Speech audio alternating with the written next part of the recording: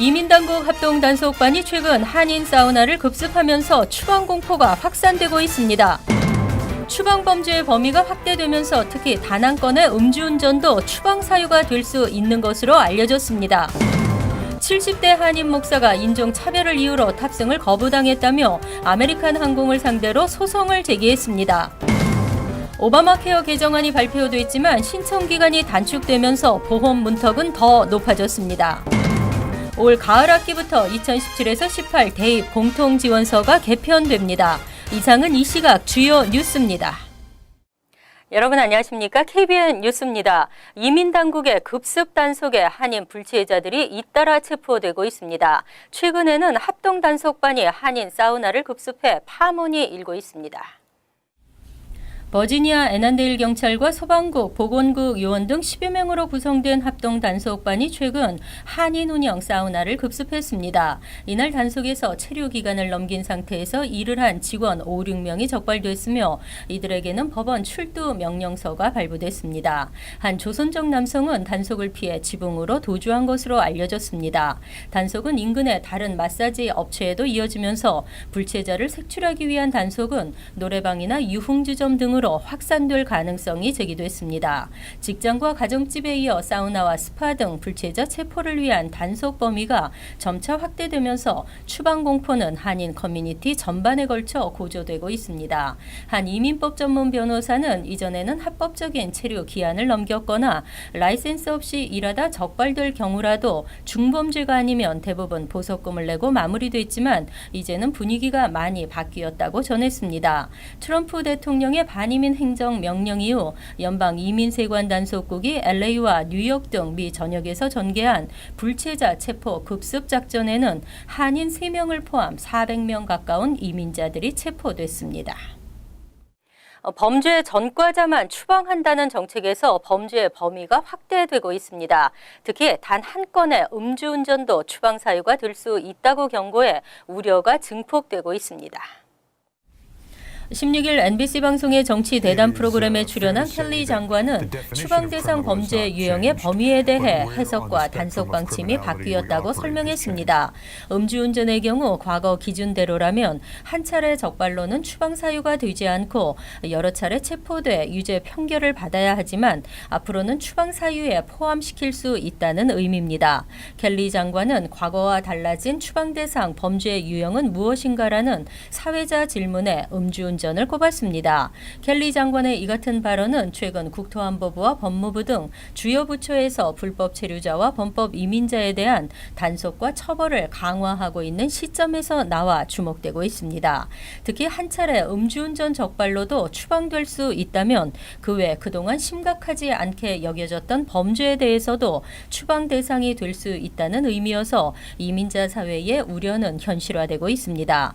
이와 함께 켈리 장관은 단순 불체자는 일정 기간 후 되돌아가겠다는 약속을 위반하는 행위로 이에 대해서도 앞으로 단속을 강화하겠다고 밝혔습니다. 한편 미입국자 단속 강화 정책이 실행되면서 실제 미입국 시도는 현저히 줄었습니다. 하지만 범죄 기록이 없는 단순 서류 미비 이민자 체포 건수는 2배로 뛰었습니다.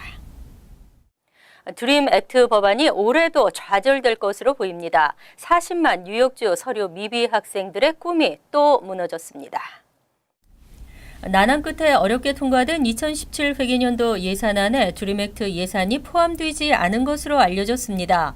앤드류 코모 뉴욕 주지사는 15일 드림 액트 법안이 새 예산안에 포함되지 않았기 때문에 실현 가능성이 있는지 모르겠다며 법안을 처리하겠다는 정치적 의지가 없다는 것을 의미하는 것이라고 설명했습니다.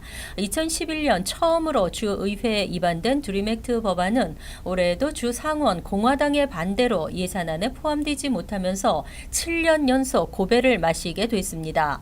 민주당의 주 하원과 앤드류 쿠오모 뉴욕 주지사가 예산안 협상 막판까지 드림 액트 통과를 촉구했지만 결국 주 상원의 거센 반대를 넘지 못했습니다. 2014년에는 단 2표 부족으로 통과되지 못했습니다. 지난 1월 호세 페럴타 뉴욕주 상원 의원과 프란시스코 모야 주 하원 의원이 재상정했지만 역시 40만 뉴욕주 서류 미비 학생 학생들의 바람으로 이어지지 못했습니다. 가장 최근 상정된 드림액트는 드림기금이라는 사설기금을 조성해 불체 신분 학생들도 학비 지원을 받을 수 있도록 하고 주정부 학비 보조 프로그램의 신청도 허용했습니다. 또한 뉴욕주 내 사립대학에서 경제적인 문제로 대학 진학을 포기한 학생들에게 장학금을 제공하는 프로그램의 혜택을 불체 학생들도 똑같이 적용받을 수 있도록 했습니다. 유나이티드 항공의 승객 강제 하차 사건이 연일 주목을 받고 있는 가운데 이번엔 70대 한인 목사가 인종차별을 이유로 탑승을 거부당했다며 아메리칸 항공을 상대로 소송을 제기했습니다. 좌석 배정까지 마쳤지만 아무런 설명도 없이 탑승을 제지한 것으로 알려졌습니다. 보도에 지한샘 기자입니다. 퀸즈에 거주하는 한인 베닌 신 목사가 아메리칸 항공을 상대로 600만 달러의 손해배상 청구 소송을 제기했습니다. 신 목사는 지난해 6월 6일 텍사스주 코퍼스 크리스티를 방문하기 위해 라거디아 공항에서 출발해 텍사스 댈러스 공항에서 항공기를 갈아타던 중 탑승구 직원으로부터 탑승을 거부당했다고 밝혔습니다. 신 목사는 당시 정상적으로 탑승권을 구입한 데다 이미 좌석 배치까지 마친 상태였습니다. 이미 그 시트 다 배정을 받았고 그런데도 불구하고 그 게이트에서 줄을 서서 기다리고 있는데 본인은 빼놓고 뒤에 있는 그 화이트 미국 사람들만 먼저 다 보내주고 안 태워준 거예요. 이제 발단은 그렇게 돼 있어요. 이재숙 변호사는 이 사건도 오버부킹으로 인한 사건으로 보인다고 말하고 하지만 좌석 배정까지 마친 상태에서 어떠한 설명도 없이 탑승을 거절당하고 대체 항공편을 받았지만 이 또한 2차례나 탑승이 불가능했다는 설명입니다. 이 과정에서 신 목사는 상당한 모욕과 수치심을 느꼈고 결국 다음 날에야 대체 항공편을 제공받았습니다. 특히 그 동양인이라는 그 타겟을 정해서 그렇게 한 것은 당연히 인종차별적인 문제로 짚고 넘어가야 될 것 같고요. 굉장히 센시티브한 문제고. 신 목사는 탑승 거절에 대한 보상뿐 아니라 정신적 피해와 그에 따른 징벌적 피해 보상까지 총 600만 달러의 배상을 청구했습니다. KBN 뉴스 지한샘입니다. 한편 유나이티드 항공은 직원 탑승 규정을 바꾸었습니다. 델타 항공은 강제 하차 보상 금액을 최고 9,950달러까지 올렸습니다. 14일 델타 항공은 오버부킹 시 승객에게 주는 보상금을 최대 9,950달러로 올린다고 발표했습니다. 현재 항공사들은 미국 법과 국제 규정에 의해 관례적으로 오버부킹을 하고 있으며 예약 인원보다 실제 탑승객이 더 많을 경우에는 항공사가 정한 일정한 기준에 따라 하차할 승객을 선별한 뒤 이들에게 다음 항공편 좌석을 마련해주고 일정한 금액을 보상해 줍니다. 보상 금액은 최고 1,350달러입니다. 델타 항공은 탑승 게이트에서 근무하는 직원이 현장에서 즉시 결정할 수 있는 보상 금액도 현재 800달러에서 2,000달러로 상향 조정했습니다. 승객 강제 하차와 폭력 등으로 무리를 빚은 유나이티드 항공도 사내 규정을 변경했습니다. 지금까지는 기장과 승무원 등 운항요원이 승객으로 탑승할 경우 항공기 출발 전까지 탑승 의사를 표시하면 됐지만 앞으로는 항공기 출발 1시간 전 좌석을 예약해야 합니다. 한편 아시아나와 대한항공 등 한국 국적 항공사들도 오버부킹을 실시하고 있지만 고객에게 연락을 취해 예약 변동 사항을 재차 확인해 사전에 미리 대응하는 것으로 알려졌습니다. 트럼프 케어가 실패하자 오바마 케어 개정안이 발표됐습니다. 하지만 전국민 의료보험이라는 말이 무색하게 전국민의 보험 문턱은 높아지고 보험사 수익성은 좋아졌습니다. 오바마 케어 지우기에 실패한 트럼프 행정부가 14일 2018 오바마 케어 시행규칙 개정안을 발표했습니다. 개정안에 따르면 오바마 케어 신규 가입자들의 신청 기간은 현행 90일에서 45일로 대폭 단축됐으며 임신과 이사 등 특별한 경우 가입하는 특별 가입 기한도 현행보다 더 제한했습니다. 하지만 보험사들에게 주는 재량권은 확대됐으며 보험사들의 수익도 더 개선될 것으로 전망되면서 보험업계는 환영하고 있습니다. 트럼프 행정부는 보험에 가입하지 않고 있다가 특별 가입 기간을 선택해 치료받은 뒤 곧바로 보험을 해지하는 행위를 제재해달라는 보험사의 요청도 받아들였습니다. 또 보험사들이 보다 유연하게 젊은 층을 위한 낮은 금액의 플랜을 설계할 수 있도록 규정을 변경했으며 주정부에 더욱 많은 감독 권한을 부여했습니다. 이와 함께 새 플랜 가입자들에게 12월까지 미납 보험액을 청구할 수 있도록 하는 방안도 포함됐습니다. 한편 트럼프 행정부는 오바마 케어의 의료보험 의무 가입을 폐지하고 정부 예산을 아낄 수 있는 방향으로 일명 트럼프 케어를 제시했지만 결국 공화당 내에서도 반대에 부딪혀 실패했습니다. 이번 개정안은 올 연말부터 시행에 들어가 2018년 플랜부터 적용될 예정입니다. 엘로힘 EPF USA사가 뉴욕의 미 동부 지부를 개설하고 저작권료 징수에 나섰습니다. 노래방 저작권료 분쟁이 LA에 이어 뉴욕에서도 벌어질 전망입니다.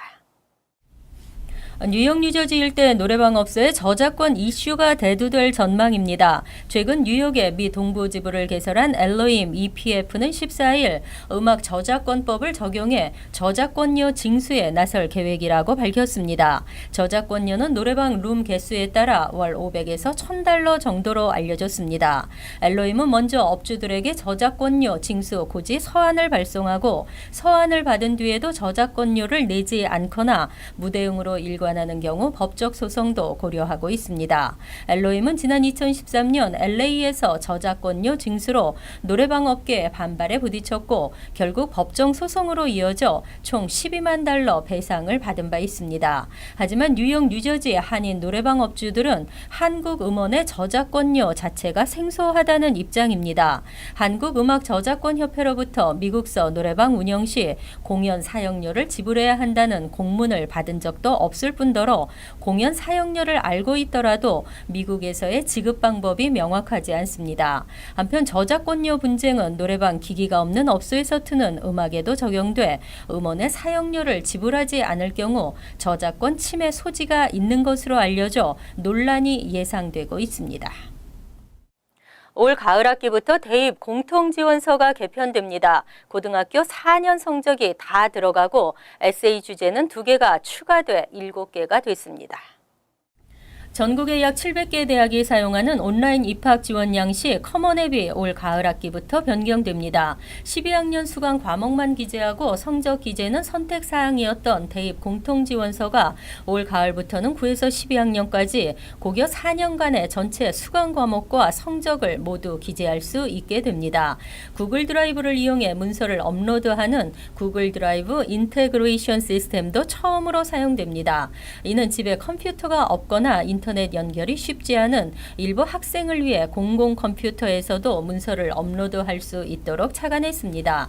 또한 공통지원서는 스페인어로도 작성할 수 있습니다. 지난해 공통지원서를 이용한 300만 명가량의 피드백이 이번 개편에 반영됐습니다. 이와 함께 올 가을부터 4년 만에 에세이 주제가 변경됐습니다. 기존 5개에서 7개로 늘어나며 기존 주제 중 2개의 내용이 바뀌고 새 주제 2개가 추가되면서 지원자의 특성과 인성, 본인의 생각을 포괄적으로 파악할 수 있는 질문으로 보강했습니다.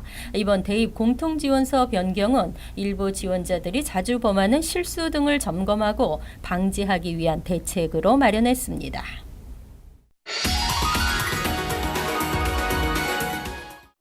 이어서 LA 지역 한인사회 소식입니다. 최근 LA를 떠나는 사람이 늘고 있는 것으로 나타났습니다. 연방 센서스국은 최근 LA 카운티 내 이민자 수를 조사한 결과 2015년 기준 최소 7만 5천여 명이 LA를 떠났으며 이는 전년도보다 21% 증가한 수치라고 밝혔습니다. 특히 이 같은 LA 이탈 현상은 젊은 층에서 상대적으로 높게 나타났으며 이주의 주 요인은 LA 내 소득 대비 높은 렌트비와 주택 구입, 유지 비용의 어려움 때문인 것으로 조사됐습니다. 이에 대해 전문가들은 주택 문제로 인한 급격한 이탈 현상은 앞으로 LA시의 심각한 노동력 부족을 야기시킬 수 있다고 지적했습니다. 한편 LA 카운티를 떠난 사람들은 인랜드 엠파이어로 가장 많이 이주했으며 네바다주와 애리조나주, 컨 카운티가 그 뒤를 이었습니다. LA 지역의 일부 우체국이 주민들의 세금 보고를 위해 영업시간을 연장합니다. 연방 우체국 USPS는 세금 보고가 오는 18일 마감됨에 따라 아직 세금 보고를 하지 못한 주민들을 위해 일부 우체국에서 영업시간을 연장할 계획이라고 밝혔습니다. 이에 따라 USPS는 LA 지역의 메인 오피스와 산타에나 지역의 산타에나 윈도우 SVCS에서 화요일 자정까지, 또 산타 클라리타 지역의 캐스타익에서 화요일 밤 9시까지 연장 영업한다고 전했습니다. 한편 연장 운영되는 곳을 제외한 모든 우체국 영업시간은 기존과 동일하게 운영됩니다. 간추린 소식입니다. 15일부터 16일 시카고 전역에서 벌어진 총격 사건으로 1명이 숨지고 최소 33명이 부상했으며 이 중에는 10대 3명도 포함됐습니다. 밤 18시간 동안 경찰에 신고된 총격 사건만 최소 24건에 달했습니다. 특히 수백 명의 시민이 모여 평화의 행진을 벌인 뒤 하루 만에도 총격 사건이 발생했으며 16일 오전 2시 30분쯤 한 가정집에서는 총성 20발이 울렸고 남성 1명이 숨지고 1명이 다쳤습니다.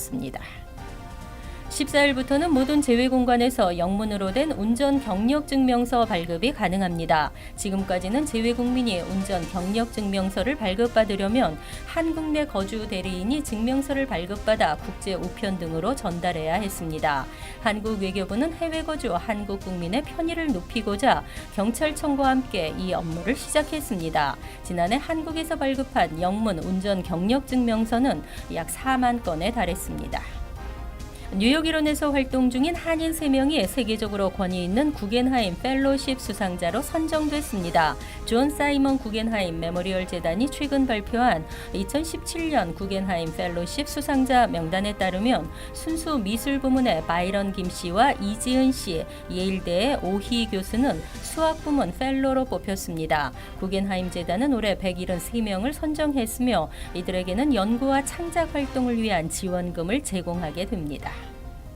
비영리기관 해밀턴 메디슨 하우스가 오는 24일 유나이티드 헬스케어 퀸즈 아시안 플라자 3층 강의실에서 최태양 변호사를 초청해 메디케이드 초과재산 해결책을 주제로 무료 법률 세미나를 진행합니다. 재산이 메디케이드 제한 금액을 초과해 메디케이드를 받지 못하는 시니어 치매 환자, 뇌졸중 환자, 장기 질환자의 경우 메디케이드를 합법적으로 수여할 수 있는 방법 등을 소개합니다. 환율과 증권 소식입니다.